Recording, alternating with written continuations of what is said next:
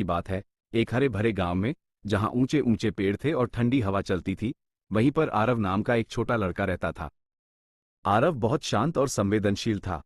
उसे प्रकृति से बहुत लगाव था, खासकर पक्षियों से। वो घंटों पेड़ों को देखता रहता और उनकी चहचहाहट सुनता।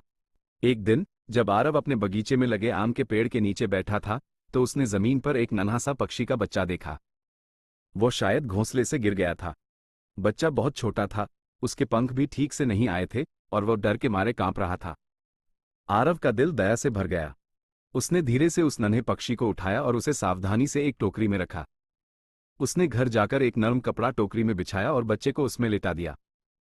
उसने मां से पूछकर उसे पीने के लिए पानी की कुछ बूंदें और बारीक मसले हुए चावल दिए। आरव ने उस नन्हे दोस्त का नाम मिट्ठू रखा, हालांकि वो तो एक चिड़िया का बच्चा था। वो दिन रात मिट्ठू का ध्यान रखता। सुबह उठकर सबसे पहले उसे देखता, स्कूल से लौटकर सीधे उसके पास आता। मिट्ठू अब आरव की आवाज पहचानने लगा था।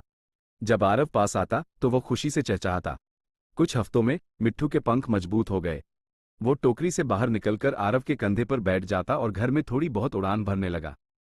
आरव की खुशी का ठिकाना न था।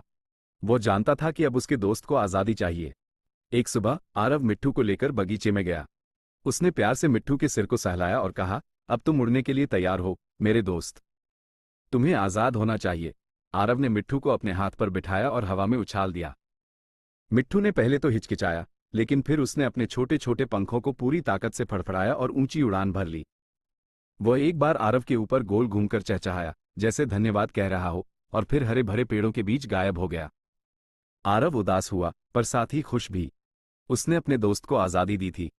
अगले कुछ दिनों तक आरव अपने नन्हे दोस्त को याद करता रहा। एक शाम, जब वो छत पर बैठा था, तो उसने देखा कि आम के पेड़ की एक डाल पर दो चिड़ियां बैठी हैं।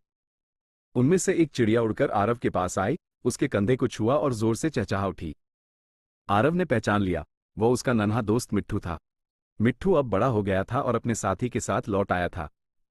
मिट्ठू और उसके साथी ने उसी आम के पेड़ पर अपना घोंसला बना लिया। हर सुबह मिट्ठू आरव की खिड़की पर आकर चहचहाता था। आरव ने सीखा कि सच्ची दोस्ती का मतलब सिर्फ पास रहना नहीं होता, बल्कि एक दूसरे की खुशी और आज़ादी को समझना भी होता है। आरव और मिट्ठू अब हमेशा के लिए नन्हे दोस्त बन गए थे, जो पास रहकर न भी मिले तो भी एक दूसरे को समझते थे। नैतिक शिक्षा, मॉरल, सच्ची दोस्ती प्रेम और देखभाल से ही बनती है। हमें हमेशा दूसरों की स्वतंत्रता और उनकी प्रकृति का सम्मान करना चाहिए।